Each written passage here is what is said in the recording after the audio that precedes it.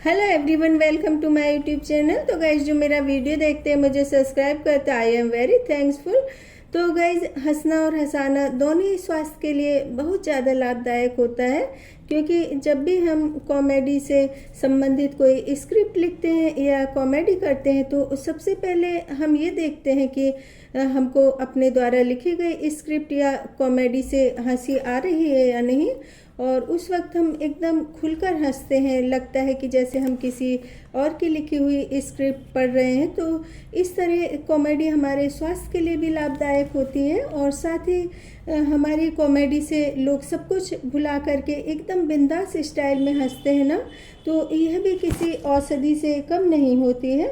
और हर एक इंसान की ज़िंदगी में घर से लेकर बाहर तक इतनी टेंशन भरी पड़ी है कि दिमाग में टेंशन के अलावा कुछ टिकता ही नहीं है। और टेंशन भी फेविकोल के जोड़ की तरह हो गई है कि एक बार लग गई तो छूटती ही नहीं है। और पहले के ज़माने में पता है, एक मोहल्ला ना एकदम घर की तरह होता था, और जो घर के बड़े बुजुर्ग होते थे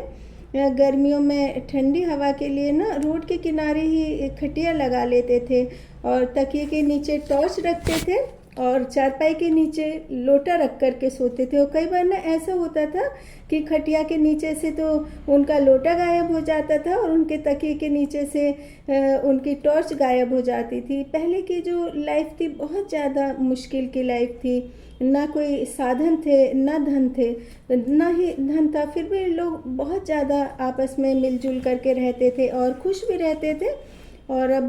दिन पर दिन फैमिली भी सेपरेट होती जा रही है और लोगों के पास में इतने बड़े बड़े आलीशान मकान भी है और इतनी सारी सुख सुविधाएं भी है, और इतनी सारी सुख सुविधाओं के बीच से सुख कहीं ना कहीं गायब होता जा रहा है।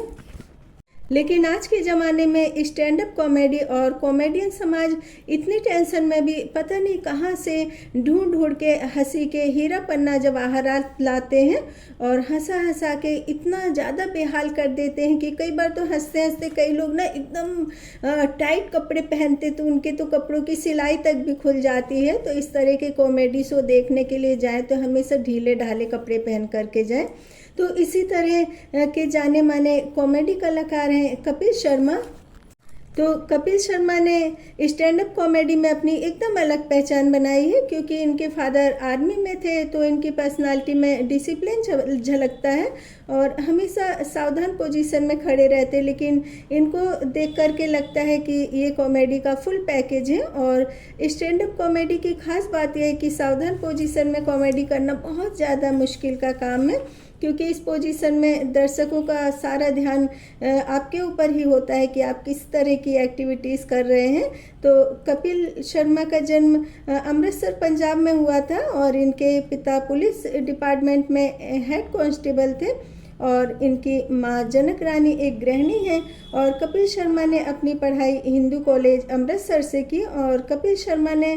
MH1 पर हंसते रहो हंसाते रहो कॉमेडी शो में भी काम किया। और इसके बाद इनको the great Indian laughter challenge में पहला ब्रेक मिला और एक रियलिटी शो के 2007 में ये विजेता बने, और जिसमें कि इनको 10 लाख रुपए की पुरस्कार राशि मिली।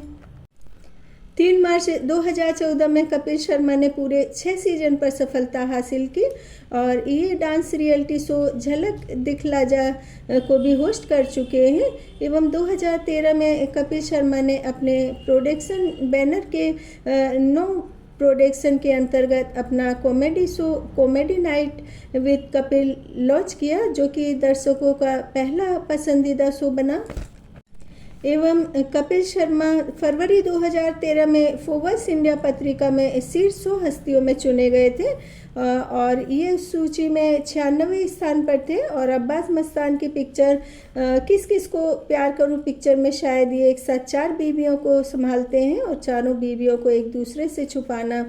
और फिर उन बीवियों को माता पिता से छुपाना, माता पिता को बीवियों से छुपाना, बहुत ही मुश्किल एक्टिंग और पूरे रोमांस और पूरी कॉमेडी के साथ बहुत ही उम्दा मनोरंजन किया था दर्शकों का इन्होंने इस पिक्चर में। और मैंने पहले भी बताया है कि जो भी फेमस पर्सनालिटी के होते हैं वो मल्टी टैलेंटेड होते हैं, उसी तरह से कपिल शर्मा भी कॉमेडी एक्टिंग के अलावा एक बहुत कुशल गायक भी हैं और कपिल शर्मा का कॉमेडी शो टीवी पर सोनी चैनल पर प्रसारित किया जाता है और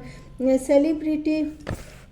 क्रिकेट लीग 2014 के चौथे सीजन में ये प्रेजेंटर भी थे और कौन बनेगा करोड़पति के 8 सीजन के पहले एपिसोड में इनको बुलाया भी गया था और अपनी कॉमेडी शो में आने वाले मेहमानों को ये दुविधा में डाल देते हैं कि इतने सारे दर्शकों के सामने इनके मेहमान हंसी पर कंट्रोल कैसे कर सकेंगे। लेकिन कपिल शर्मा शो की फुल गारंटी है कि आप जितनी देर भी शो में रहेंगे आप हंसी पर कंट्रोल नहीं कर पाएंगे। और यहाँ तक कि कपिल शर्मा अपनी कॉमेडी में अपनी मम्मी की फ़नी आदतों और बातों को भी बताते हैं। और आज कपिल शर्मा जिस पोजीशन पर हैं, एक मध्यम वर्गीय परिवार के लड़के का यहाँ तक का सफ़र बहुत ज़्यादा मुश्किल है, क्योंकि ये जब स्टैंड अप कॉमेडी शो में प्रतियोगी बन कर के आए थे तब भी इनका कॉमेडी स्टाइल औरों से एकदम हटकर ही था और बहुत ज़्यादा मुश्किल था। और आज इनके शो में जो भी फिल्म स्टार पिक्चर के प्रमोशन के लिए आते हैं या फिर क्रिकेटर या सेलिब्रिटी आते हैं तो वो खुद को बहुत ज़्यादा लकी मानते हैं और इनका कॉमेडी शो विदेशों में भी बहुत ज़्यादा पसंद किया जाता है। और कपिल शर्मा का निवास स्थान मुंबई में है और इनकी पत्नी का नाम गिन्नी है और इनकी एक बहुत ही प्यारी सी बेटी है और ये एक ब्राह्मण परिवार से ताल्लुक़ रखते हैं। और इनके शो में अली असगर, सुनील ग्रोवर, सुमोना चक्रवर्ती, कृष्णा अभिषेक, चंद्र प्रभाकर, कार्तिकाय राज और अर्चना पूरन सिंह, कीकू शारदा और भारती सिंह के अलावा सुगंधा मिश्रा भी काम कर चुके हैं। और ये सभी कलाकार इनके शो में हफ्ते में आरी बारी से आते हैं और इनकी एंट्री इतनी खतरनाक होती है कि कभी रिक्शे में बैठ कर के शो में आते हैं तो कई बार पड़ोसियों की तरह भागकर देखने आते हैं कि आज कपिल शर्मा के घर में कौन मेहमान आए हैं। और इतना ही नहीं, इनके शो में चलता फिरता पानी पूरी का स्टॉल भी आपको मिल जाएगा। और साथ ही कीकू शारदा ने वकीलों के लिए एक नई तरह की ड्रेस का आविष्कार किया है कि घर पर रह कर के वकील ऑनलाइन कैसे काम कर सकते हैं एकदम हल्के फुल्की ड्रेस पहन करके। और अर्चना पूरन सिंह का पूरी एनर्जी के साथ हंसना दर्शकों को ऊर्जा प्रदान करता है। और वहीं दूसरी तरफ सुगंधा मिश्रा कभी स्कूल टीचर बन कर के तो कभी लता दीदी बनकर लता जी की आवाज़ में गाने गाकर उनकी एक्टिंग करके अपने लाजवाब टैलेंट का परिचय देती हैं। साथ ही सपना बने कृष्णा अभिषेक सपना के रोल में इतना डूब जाते हैं कि सबको सपना लगने लगता है कि यह सपना है या कृष्णा। तो इनके जो भी कॉमेडी शो होते हैं इसमें एकदम मध्यम वर्गीय परिवार की रोज़मर्रा की ज़िंदगी में जो हल्की फुल्की घटनाएं घटित होती हैं कॉमेडी वाली, तो उनको जोक बना करके उनको पब्लिक के सामने प्रस्तुत किया जाता है। क्योंकि ये जो मध्यम वर्गीय गरीब परिवार होते हैं ये जीवन से संघर्ष करते रहते हैं, इनके जीवन में इतनी परेशानियां होती हैं और इतनी सारी परेशानियों और संघर्ष के बाद भी इनको पता होता है कि ज़िंदगी किस तरह से जी जाती है। और छोटी छोटी सी बातों को ये बहुत खुश होकर के बहुत ही हंसी में या फिर अपनी ही बातों का जोक बना करके हंसते हैं। तो यदि हमको हंसना है, खुश रहना है, तो हम लोगों को मध्यम वर्गीय और गरीब परिवार के लोगों से सीखना चाहिए। कपिल शर्मा का काफ़ी समय पहले शो का पूरा सेट जल गया था और पूरा सेट जल गया, वहाँ पर जो फर्नीचर सामान वगैरह था सब जल गया और इनको बहुत ज़्यादा लॉस हो गया था। लेकिन ये अपने संघर्ष से और अपनी मेहनत से अब उससे भी ज़्यादा दूने अच्छे पद पर प्रतिष्ठा पर हैं। तो कपिल शर्मा एवं उनकी टीम को मेरी तरफ से ढेर सारी शुभकामनाएं।